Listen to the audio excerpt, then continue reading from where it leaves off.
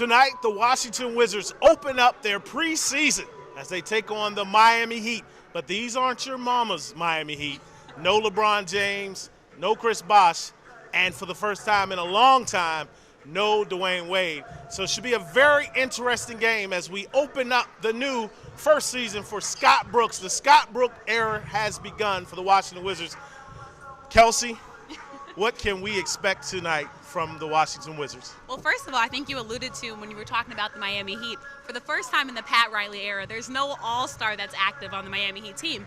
So the positive for the Wizards is that, of course, they can really show out tonight.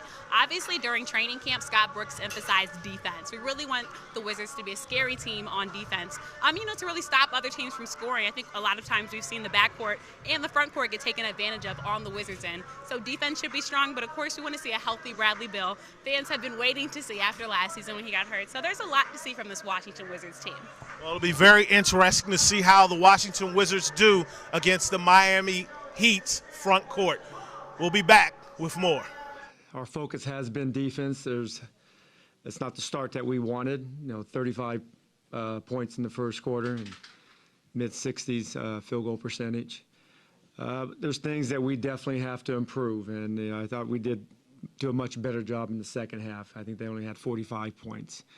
But defensively, it's a work in progress. I'm not going to put a lot of stock into this one game. It's an exhibition game, the first game, but I'm going to put something into it because we did a lot of good things the last 9 or 10 practices, and we didn't come out with the defensive mindset that we needed. And we watch some film and look at it and improve. But there's definitely a lot of good things we did tonight. I thought, offensively only 10 turnovers.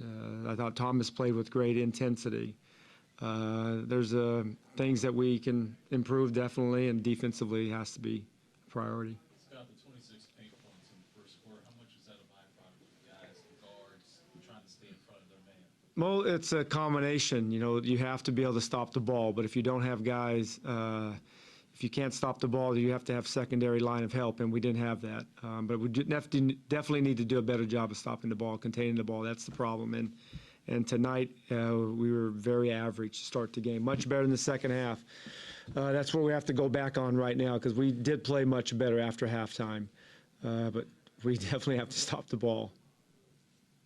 Bradley, I know you kept him to 16 minutes. I saw he had that run-in with Haslam.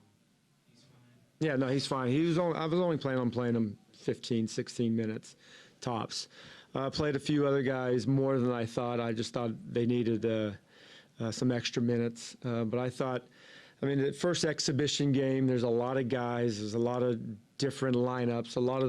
Most of the lineups in the second or middle of the game wasn't lineups that we were playing with throughout the last couple of days in practice. But that's part of exhibition. You guys we just have to go out there and play hard and play our minutes well. And I thought we did that in the second half. Besides the obvious points with Oubre, what did you like about his activity level, especially in the second half? Well, he's becoming much more solid defensively. Still has to improve in that area. He has the length and athleticism, and he does gamble at times, but he just has to continue to focus on being solid because if he's solid, he has the length. It's hard to shoot over. His arms go forever, and he has to be able to focus in on that. Because when he gambles, everybody else has to recover for him. Still getting familiar with each other, so we just got to keep communicating with each other on the defensive end, and that'll build, for us on the offensive end. Sure, those 26 points in the paint there in the first quarter, how much was that a byproduct of just trying to stay in front of your guy? No, I think what's his name, Big from Miami. Whiteside is such a threat rolling down the paint. If that weak side isn't all the way shifted, then it's just a lob every single time. And those guys did a good job of just coming off tight and making that weak side man come over. And we didn't do a good job of guarding that in the first half. So I think it was a mixture of both on the ball pressure and help side. But I think we made some adjustments and we did a better job in the second. Nobody wants to lose, but is this kind of a good thing where you can go back and look at film study and be like, okay, now I see what Coach was talking about the last 10 practices? It's a great game to look at, man. You know, like I said, it's game one, but it's a lot to take from it. You know, we could definitely look at our intensity and, you know that we can come out with more intensity next game.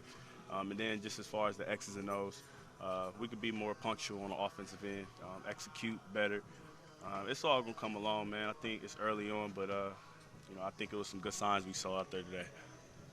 Saturday. Well, we lost, so, I mean, we definitely can get better. I was just trying to be in attack mode. I had a lot of jitters to start the game off, you know, when I got in the game. You know, as far as missing some layups and some easy bunnies, but I felt like I played solid at the least. Definitely can get better at a lot of things like defensive schemes and just reading pick and rolls. So I would say about a C.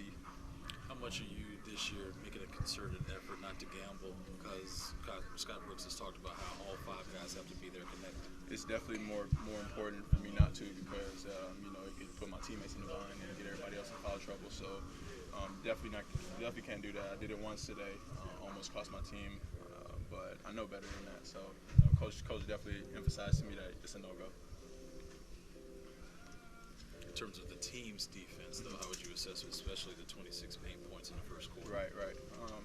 We're still trying to fill out who we are and what our identity is. Our identity is going to be more defensively this year. So we kind of just got to hone in and trust that we can defend. We actually can defend. We have to just buy into coach's system and everything that he's teaching, and we'll be fine, honestly. Everybody just has to take defense to heart and, you know, have more pride on the defensive end and keep our men in front of us and keep, you know, do the right things on the pick and roll. So that's I'm going to give everybody a chance. It was nothing that I wanted to, you know, I have to pick somebody to come in first, and tonight it was Sheldon. Probably tomorrow it might be, or the next night it might be Kelly. But I thought Sheldon played well. I thought he did a lot of good things. You know, it's no matter what, it's your first game as a rookie. It's I'm sure he probably won't say it because, like most athletes won't say it, there was a little nervous. But you know, it's your first game. I thought he played with a lot of toughness, and he made a lot of good plays. Coach, I know you like the fact that you only had 10 turnovers, but on the offensive end, what specifically did you like in terms of the rhythm of play?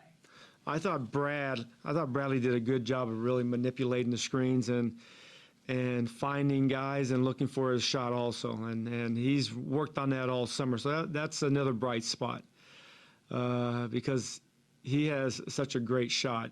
And if he can add attack to his game, and he did that tonight. I thought he got fouled a couple of times. He didn't get the calls, but that's part of it. But he was aggressive. He did a good job in his 15 minutes. In terms of Thomas Satoransky, it looks like he played a complete game, but it looked like he was also especially good playing off-ball, backdoor cuts, reading the floor. Did you see those sorts of things from him also, or was it some other dimension? Yeah, you know, he has great experiences. He's played a lot of professional basketball overseas, and he's played a lot of big games, big tournaments, and he knows how to play. The thing I love about him, he plays hard. You will never say, Thomas didn't play with great effort tonight. He played hard. He plays hard every night, and he knows how to play. Like you said, he does backdoor cuts. He gets off the basketball when it's needed, and he's working and he's developing a good shot off from the three-point line. It's not there yet, but it's improved over the last couple of years. But I thought he was really good tonight. On slide 15, you said Jan was in. What changed from that time to tip off? You know, his back tightened up on him. He's been nursing a knee injury, nothing major, just a minor, and he's had the last couple of days of practice really good. And I thought he was going to play 15 minutes, but this is the time of the year. You know, he probably could have played if we were in a regular season, but it's first exhibition game. Give him another day's rest and see how he feels tomorrow. Coach, did Trey Burke try to find that balance you're looking for, having a team getting your offense versus being a threat to score? He was better in the second half. I don't think he played with good pace in the first half, and that's something we will talk about at practice tomorrow. But I thought in the second half, he played better. I thought the entire team played much better after the first quarter and a half.